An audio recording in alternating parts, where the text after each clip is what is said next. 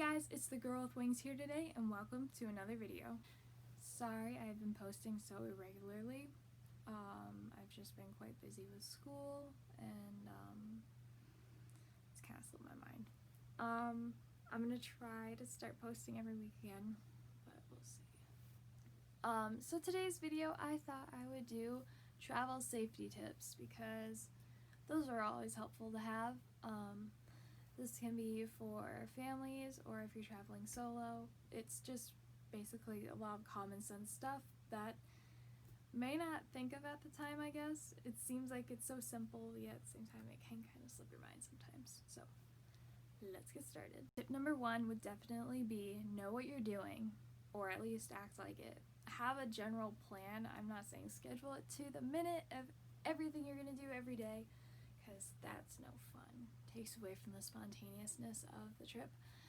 But have a general idea of what you're doing. Like when your plane lands, where are you going to go from there? Are you renting a car? Are you going to try and find the airport shuttle or the hotel shuttle? Or are you going to be taking a taxi?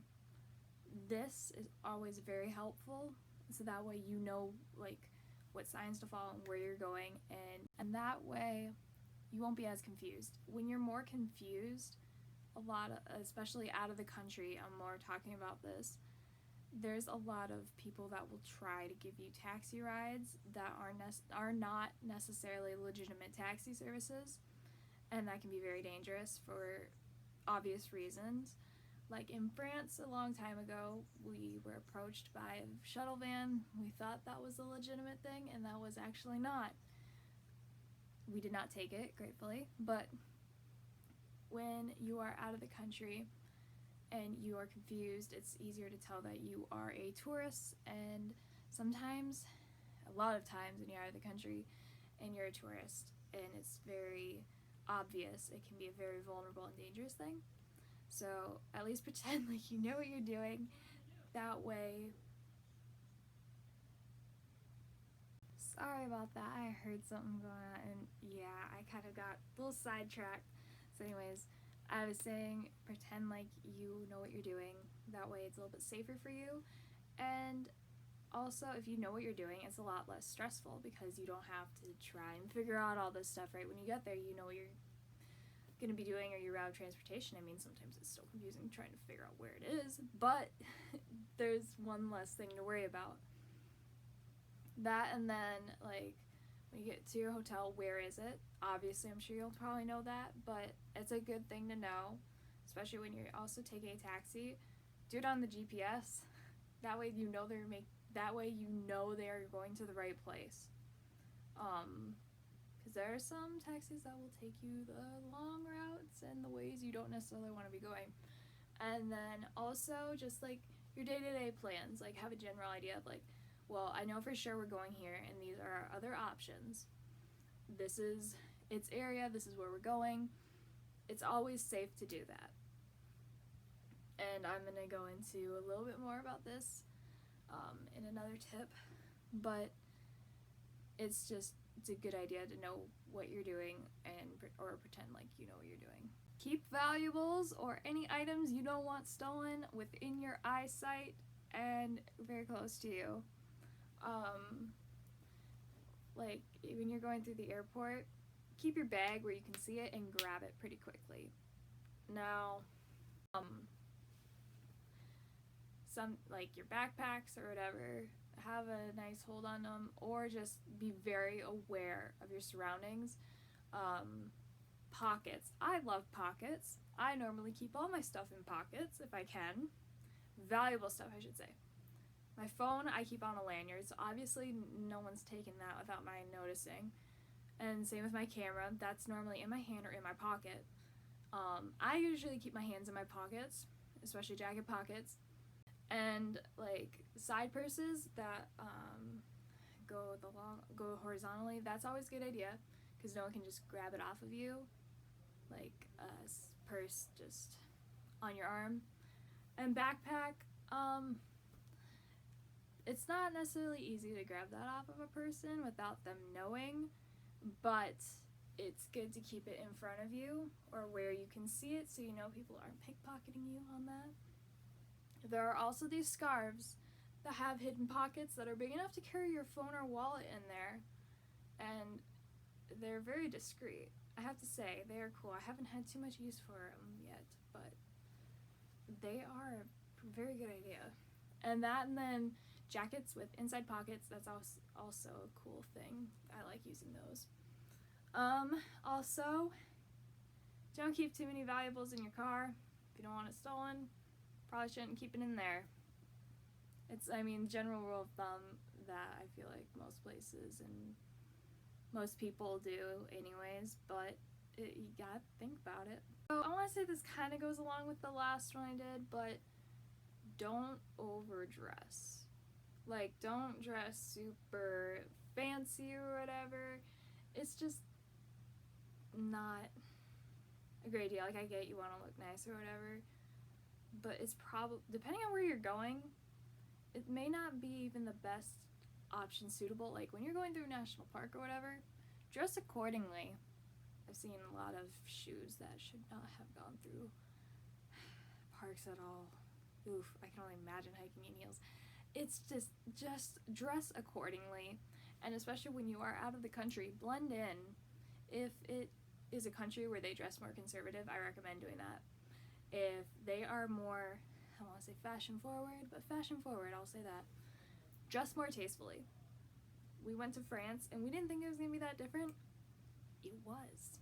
They dress a little bit more refined or tastefully, and we were not dressing that nice. We were dressing more comfortable, jeans, sweatpants, whatever. And trust me, there is a unwritten dress code in other countries, especially Europe. I've never personally used this, or nor has anyone in my family. That and we've not traveled solo. I obviously have not. But it's a really good idea for those of you that are, or if you just don't, if you want to be nice and discreet about needing a GPS somewhere. Like, as I said, know what you're doing or pretend like it. It's a very smart idea. I saw this on Pinterest. You have your phone and you're in Google Maps, okay? Put some earbuds in and put your phone in your pocket and pretend like you're listening to music. People won't be able to tell.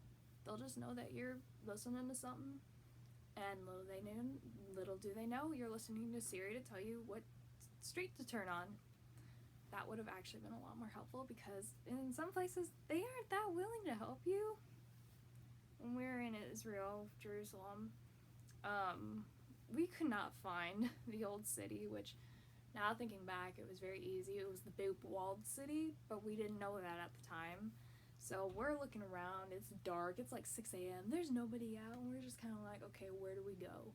Our maps are not working because we have no Wi-Fi. Also, another tip for the Google Maps thing, if you can, try downloading them for offline viewing. That would have been such a lifesaver right then and there.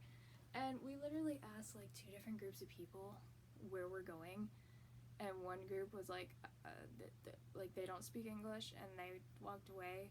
Some people just don't want to help you, period. And then these nice guys actually did help us try and find it on our Google Maps. And we did get there. Turns out we were looking at it.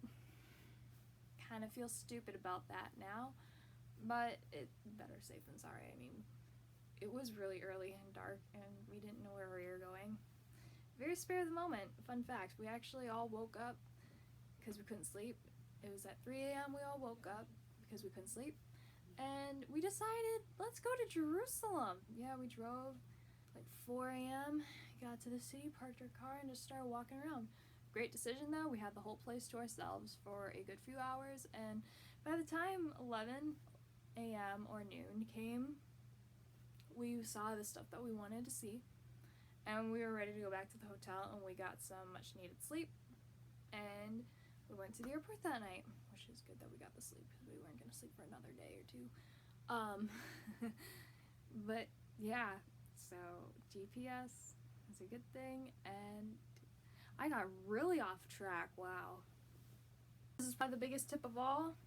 Do your research. Like, it goes along with know what you're doing, but doing your research on where you're going, what roads, everything, excuse me, is such a smart thing. You'll know a lot of stuff beforehand, like watch videos, watch the YouTube videos, the documentaries, read blogs and the national park guides or whatever, because it really does help.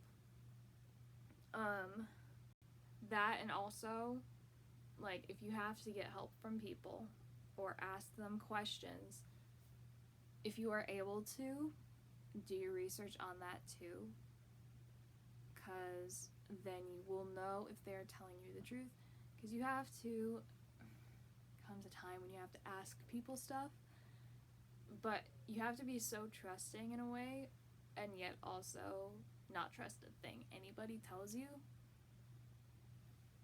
So doing your research on that when you have the time is definitely helpful. Like, say you're asking about something you're doing tomorrow and you ask multiple people and you do your research and turns out what they said is true. That is great. They helped you. And if not, now you know, and you saved yourself a lot of stress and headaches.